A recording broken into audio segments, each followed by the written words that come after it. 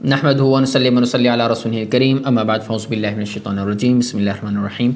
آج ایک بار پھر تفسیر کے لیکچر میں آپ سے ملاقات ہو رہی ہے۔ امید ہے کہ آپ صحت و سلامتی کے ساتھ ایمان کی بہترین حالت پر ہوں گے۔ آپ نے اگر ہمارے چینل کو سبسکرائب نہیں کیا تو چینل کو سبسکرائب کر دیں، ویڈیو کو لائک کر دیں اور ویڈیو کو آخر تک لازمی دیکھیے گا۔ آج کا جو ہمارا لیکچر ہے سورۃ الکوثر ہے، مکی ہے۔ شروع کرتے ہیں۔ اعوذ باللہ من الشیطان الرجیم بسم اللہ الرحمن الرحیم۔ انا اعطیناک الکوثر، بے شک دی ہم نے آپ کو کوثر۔ فصلی لربک وانحر، پس نماز پڑھی اپنے رب کے لیے، وانحر اور قربانی کیجیے۔ ان شانئک ھو الابتر، بے شک تیرا دشمن وہی دم کٹا ہے۔ اب دیکھیں کہ اس صورت کا نام سورۃ الکوثر بھی ہے، سورۃ النحر بھی بولتے ہیں اس کو۔ اب گزشتہ صورت میں برے اخلاق کا بیان کر کے اس کا انجام لفظ وائل کے ساتھ ذکر فرمایا۔ اس صورت میں اخلاق حسنہ اور اوصاف جمیلہ کے حامل انسان کے انعامات کا ذکر ہے، اور کچھ ایسے بھی خوش نصیب ہیں کہ جن کو ہر قسم کے انعامات اور خیر کثیر عطا کیے گئے۔ اصل میں اس صورت کا شان نزول ہے۔ شان نزول کیا ہے کہ دیکھیں کہ جس شخص کی مذکر اولاد نہیں ہوتی اس کو مقطوع النسل بولا جاتا ہے، یا جس شخص کی مذکر اولاد فوت ہو جائے اس کو مقطوع النسل اس کو بولا جاتا تھا عرب کے ہاں، اور عربی میں اس کو عرب لوگ اس کو اب اس شخص کو جس کی مذکر اولاد فوت ہو جاتی تھی اس کو ابتر کہتے تھے، یعنی مقطوع النسل۔ جب جناب نبی کریم صلی اللہ علیہ وسلم کے صاحبزادے حضرت قاسم یا حضرت ابراہیم علیہ السلام کا بچپن میں انتقال ہوا تو کفار مکہ آپ صلی اللہ علیہ وسلم کو ابتر کا طعنہ دینے لگے، جن میں سے عاص بن وائل نمایاں تھا۔ جب اس کے سامنے جناب نبی کریم صلی اللہ علیہ وسلم کا ذکر ہوتا تو وہ لوگوں کو کہتا یار چھوڑو اس کا ذکر، وہ تو ابتر ہے، ایسے اس کو تو جب وہ فوت ہوگا تو اس کو تو کوئی نام لینے والا بھی نہیں ہوگا، وہ تو چھوڑو یار اس کا ذکر کیا کرتے ہو، بس چھوڑو اس کی فکر، باپ نے فکر کرو، بچان دیکھ کے زندگی ہے وہ خود مر جائے گا۔ نعوذ باللہ، اس طرح نبی صلی اللہ علیہ وسلم کی شان اقدس میں وہ گستاخیاں کیا کرتے تھے۔ تو اللہ تبارک و تعالیٰ نے اس واقعے کے پس منظر میں یہ صورت نازل کی۔ اللہ تبارک و تعالیٰ نے ارشاد فرمایا انا اعطیناک الکوثر۔ اس آیت میں نبی کریم صلی اللہ علیہ وسلم کی فضیلت کو بیان کیا گیا۔ کیا نبی صلی اللہ علیہ وسلم ہم نے آپ کو کوثر عطا کی۔ اب دیکھیں اس کوثر سے کیا مراد ہے، ما هو الکوثر، کوثر سے کیا مراد ہے۔ اس میں مفسرین کے مختلف اقوال ہیں۔ کوثر سے خیر کثیر مراد ہے۔ مقصد یہ ہے کہ ہم نے آپ صلی اللہ علیہ وسلم کو بہت زیادہ خیر بھلائی عطا کی ہے، اور اس میں دنیا اور آخرت کی ہر قسم کی خیر بھلائی آ جائے گی کہ دین اسلام کی بقا، دین اسلام کی ترقی، آخرت میں جنت، دین اسلام کا پھیلنا، ہر ایک چیز سب خیر کثیر کے اندر داخل ہے۔ اور یہ بھی فرمایا کہ کوثر سے وہ نہر جنت مراد ہے کہ جو جنت میں ایک نہر ہے جس کا نام کوثر ہے، جو جناب نبی کریم صلی اللہ علیہ وسلم کو شب معراج میں دکھلائی گئی، ٹھیک ہے، کہ ایک جس کے کنارے پر موتیوں کے خیمے تھے۔ آپ صلی اللہ علیہ وسلم نے اس کے پانی کو دیکھا تو مشک سے زیادہ خوشبودار تھا۔ آپ صلی اللہ علیہ وسلم نے جبریل علیہ السلام سے پوچھا یہ کیا، کہ انہوں نے کہا کہ یہ وہی کوثر ہے جو آپ کو دی گئی، ٹھیک ہے۔ یا پھر کوثر سے مراد حوض کوثر ہے جو قیامت کے دن نبی کریم صلی اللہ علیہ وسلم کو اللہ تعالیٰ عطا فرمائیں گے۔ اس کی لمبائی چوڑائی مشرق اور مغرب سے بھی زیادہ ہوگی، اس کا جو پانی ہے وہ برف سے زیادہ ٹھنڈا، دودھ سے زیادہ سفید، شہد سے زیادہ میٹھا ہوگا۔ تو سب اس دن سارے لوگ وہاں جمع ہوں گے، اور اس کے ارد گرد پیالے پڑے ہوں گے جو آسمانی تاروں سے زیادہ ہوں گے، ان کے بقدر ہوں گے، تو وہ ادھر ہوں گے، اور نبی صلی اللہ علیہ وسلم وہاں سے حوض کو کہتے ہیں نا کہ آپ نے سنا ہوگا، نعت سنی ہوگی، حوض کوثر کا جس میں ذکر آتا ہے۔ بہرحال اب یہاں کیا بات کرتا، ہاں پھر وہاں پہ ایسے ہوگا کہ نبی صلی اللہ علیہ وسلم وہاں سے حوض کوثر سے اپنی امت کے لوگوں کو پانی پلائیں گے۔ ایک حدیث میں ہے کہ جناب نبی کریم صلی اللہ علیہ وسلم پانی پلا رہے ہوں گے، کچھ لوگ آئیں گے، فرشتے ان کو روک لیں گے، آپ صلی اللہ علیہ وسلم کہیں گے یہ تو میری امت کے لوگ ہیں، آپ صلی اللہ علیہ وسلم فرمائیں گے، اور پھر فرشتے ان کو کہیں گے آپ صلی اللہ علیہ وسلم کو کہ یا رسول اللہ کہ یہ آپ کو پتہ ہے کہ آپ کی وفات کے بعد ان لوگوں نے آپ کے دین کے ساتھ کیا کیا تھا، ٹھیک ہے، تو ان کو روک لیا جائے گا۔ تو بہرحال کوثر سے اولاد کی کثرت مراد ہے کہ ہم نے آپ صلی اللہ علیہ وسلم کو بہت کثیر اولاد دی ہے۔ کثیر اولاد، دیکھیں اولاد کی دو قسمیں ہوتی ہیں، ایک جسمانی ایک روحانی۔ آپ صلی اللہ علیہ وسلم کو دونوں اولادیں بہت زیادہ عطا کی گئی ہیں۔ جسمانی اولاد اگرچہ پسری نہیں، سمجھ میں آ رہی، لیکن بیٹی کی طرف سے تو آپ کی بہت زیادہ اولاد ہے اور قیامت تک باقی رہے گی۔ اور روحانی اولاد تو یہ تو ساری امت آپ صلی اللہ علیہ وسلم کی روحانی اولاد ہے، سمجھ میں آ رہی، ساری امت۔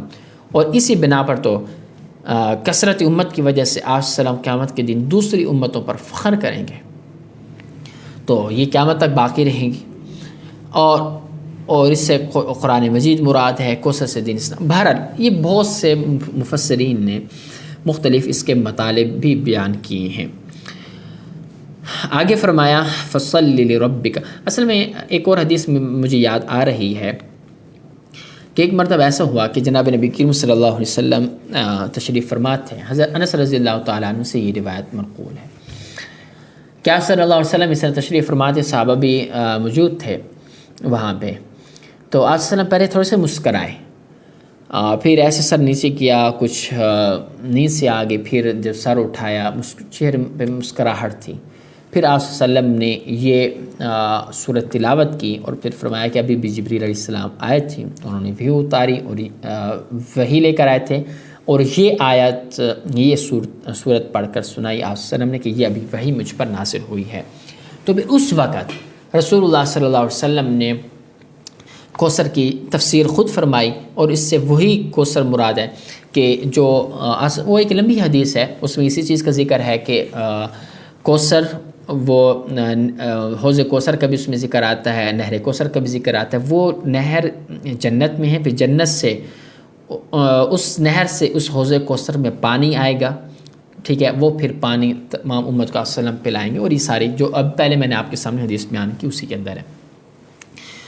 اگلی آیت میں ارشاد فرمایا فصلی لربک وانحر۔ اس میں نعمتوں کا شکریہ ادا کرنے کا حکم دیا جا رہا ہے کہ پہلا حکم یہ ہے کہ نماز پڑھیے، چونکہ یہ بہت بڑی نعمت ہے، تو اس کا شکریہ ادا کرنے کے لیے یہ بہت بڑی عبادت ہونی چاہیے، اور وہ نماز ہے۔ اور نماز کو کمال مناسبت ہے کوثر کے ساتھ، اس لیے کہ اس میں اپنے خالق سے مناجات، گفتگو، اور شہد سے زیادہ میٹھی ہے، اور حواس جو اس میں انوارات چمکتے ہیں وہ دودھ سے زیادہ سفید ہیں، اور دل کو جو سرور حاصل ہوتا ہے وہ برف سے زیادہ ٹھنڈا ہوتا ہے۔ بہرحال یہ ساری، اور دوسرا حکم اس میں یہ دیا گیا کہ قربانی کیجیے۔ پہلی عبادت بدنی تھی، دوسری عبادت مالی کا حکم دیا گیا۔ اب دیکھیں نحر کے دو معنی کیے گئے ہیں، ایک ہے مطلق کسی جانور کو ذبح کرنا، اور دوسرا ہے کہ اونٹ کو ذبح کرنا، جس کا مسنون طریقہ ہے کہ اس کا پاؤں باندھ کر حلقوم پر چھری پھیر دینا یا نیزہ مارنا۔ عرب میں عموماً چونکہ اونٹ کی قربانی زیادہ ہوتی تھی، تو اس لیے یہاں پر ونحر کا لفظ، اور اس میں ونحر کا آپ دونوں معنی کر سکتے ہیں، قربانی کرنا یا اونٹ کی قربانی کرنا۔ اور چونکہ عرب میں اونٹ کی قربانی زیادہ ہوتی تھی اور اونٹ کی قربانی کو نحر بولا جاتا ہے۔ نحر کرنا کہ یہاں پر حلق کے اندر ایسے نیزہ مارتے ہیں نا اونٹ کی، جیسے کہ ان کو جیسے ذبح کیا جاتا ہے۔ اور دیکھیں عام طور پر یہاں پر ایک چیز آپ کو بتا دوں، عام طور پر قرآن مجید میں آپ نے دیکھا ہوگا کہ نماز کے ساتھ زکوٰۃ کا ذکر کیا جاتا ہے، لیکن یہاں پر نماز کے ساتھ زکوٰۃ کو نہیں بلکہ قربانی کو ذکر کیا گیا، کیونکہ اللہ کے نام پر قربانی کرنا بت پرستی کے خلاف ہے، اور یہ بھی ایک قسم کا جہاد ہے، کیونکہ ان کی قربانی، کفار کی قربانی بتوں کے نام پر ہوتی تھی، جیسے کہ ان کے بڑے بڑے بت ہوتے تھے، لات، عزا، اور اس طرح کے جو بت ہوتے تھے بڑے بڑے، ان کے نام پر وہ قربانی کیا کرتے تھے۔ تو اللہ تبارک و تعالیٰ نے نبی صلی اللہ علیہ وسلم کے عمل سے اللہ کے نام پر قربانی کروا کر یہ ایک سبق دیا کہ قربانی اللہ کے نام پر کی جاتی ہے۔ ان شانئک ھو الابتر، اگلی آیت میں یہ آیت ان کفار کے جواب میں نازل ہوئی جو آپ صلی اللہ علیہ وسلم کو ابتر ہونے کا طعنہ دیتے تھے۔ اللہ فرماتے ہیں کہ اے پیغمبر، تیرا دشمن ہی وہی دم کٹا ہے، اور مطلب ابتر ہے، مقطوع نسل ہے، وہی ہے۔ آج سلم کی نسل روحانی بھی تا قیامت باقی رہے گی، اور جسمانی بھی تا قیامت باقی رہے گی، اگرچہ پسری اولاد نہیں، لیکن دختری اولاد تو قیامت تک باقی ہے نا۔ اب دیکھیں آپ صلی اللہ علیہ وسلم کے جو دشمن تھے، جو بھی ابو جہل، ٹھیک ہے، ابو لہب اور یاس بن وائل، یا اس طرح کے اور بھی جو بڑے بڑے دشمن تھے جتنے بھی تھے، ان کی اولادیں کہاں ہیں؟ بتائیں ذرا، آپ کو پتہ ہے؟ نہیں، ان کی اولادیں نہیں ہیں، وہی مقطوع نسل۔ اچھا، کیا ان کا نام خیر کے ساتھ لیا جاتا ہے آج کے دور کے اندر؟ مطلب اس دنیا میں کیا ان کا نام لیا جاتا ہے عام طور پر اور اچھائی کے لفظوں کے ساتھ؟ نہیں لیا جاتا نا۔ اور اسی طرح ہم جو نام لیتے ہیں وہ بھی تفسیر کے ضمن میں ہم ان کے نام آ جاتے ہیں، چونکہ وہ تفسیر کرنی ہوتی ہے آیات کی، اس لیے ان کے نام آ جاتے ہیں، وگرنہ ہم باقاعدہ ایک ان کا تو نام نہیں لیتے، کوئی بھی نہیں نام لیتا خیر کے ساتھ۔ تو مقطوع نسل تو وہ ہوئے نا، آپ صلی اللہ علیہ وسلم تو نہیں ہوئے۔ آپ صلی اللہ علیہ وسلم کا ذکر باقی ہے یا ان کا ذکر باقی ہے؟ وہی مقطوع نسل ہیں جن کا ذکر نام و نشان تک ختم ہو چکا ہے۔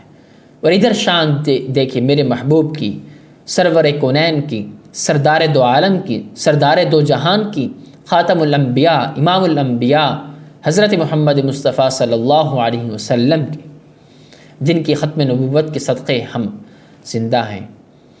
اور آپ صلی اللہ علیہ وسلم کی شان اقدس کیا ہے؟ اگر ہم بیان کریں تو ہمارے الفاظ ختم ہو جائیں، یہ موبائلز کے ڈیٹے جی بیز ختم ہو جائیں، سمندر کی سارے سمندر دنیا کی سیاہی بن کر ختم ہو جائیں، ساری دنیا کے درخت کلمے بن کر ختم ہو جائیں، اگر میرے محبوب کی سیرت، میرے محبوب کی شان ختم ہی نہیں ہو۔ آپ صلی اللہ علیہ وسلم کی شان جو ہم احادیث میں پڑھتے ہیں، جو ان کے شمائل ہم پڑھتے ہیں، سنتے ہیں کہ آپ کا چہرہ اقدس کیسا تھا، آپ کا بول چال کیسا تھا، آپ کا چال چلن کیسا تھا، آپ کے ہاتھ مبارک کیسے تھے، آپ کی زبان مبارک کیسی تھی، آپ کسی سے گفتگو کیسے فرماتے تھے، یہ جتنا بھی ہم پڑھتے ہیں۔ اور صحابہ نے جو یہ بیان کیے ہیں، یہ صحابہ نے اپنی طاقت کے بقدر تو بیان کر دیے جتنی ان کی طاقت تھی، مگر میرے محبوب کی شان تو یہ ہے کہ ہماری طاقتیں ختم ہو جائیں، ہماری طاقتیں کیا، ان کی شان تو اس سے بھی بلند ہے، اس سے بھی بلند ہے۔ کوئی دنیا کی طاقت، کوئی انسان آپ کی شان کو بیان کر ہی نہیں سکتا۔ اور آج ہر جگہ ذکر خیر ہوتا ہے، محفلیں منعقد ہوتی ہیں، آپ کی شان، آپ کی سیرت کو بیان کیا جاتا ہے۔ اور یہ حضور صلی اللہ علیہ وسلم کی شان ہے کہ اللہ نے کیسے ان کو قیامت تک باقی رکھا۔ اور یہ تو ہے، آپ روزانہ 5 وقت اذانیں سنتے ہیں، اشہد ان لا الہ الا اللہ، اشہد ان محمد الرسول اللہ۔ جہاں پہ رب العالمین کا ذکر ہوگا وہیں پہ رحمت العالمین کا ذکر ہوگا، جہاں رب ذوالجلال کا ذکر ہوگا وہیں پہ ساتھ ہی ہمارے سرور کونین کا ذکر ہوگا۔ تو یہ آپ صلی اللہ علیہ وسلم کا نام تو بلند ہے، اور مقطوع نسل کون ہوئے، ابتر کون ہوئے؟ تو اللہ تبارک و تعالیٰ نے یہ واضح کر دیا۔ امید ہے کہ آپ کو آج کی تفسیر کا لیکچر اچھا لگا ہوگا۔ اسی کے ساتھ مجھے اجازت دیجیے، ویڈیو کو لائک کریں، چینل کو سبسکرائب کریں۔ ملتے ہیں آپ سے نیکسٹ ویڈیو میں۔ اللہ حافظ۔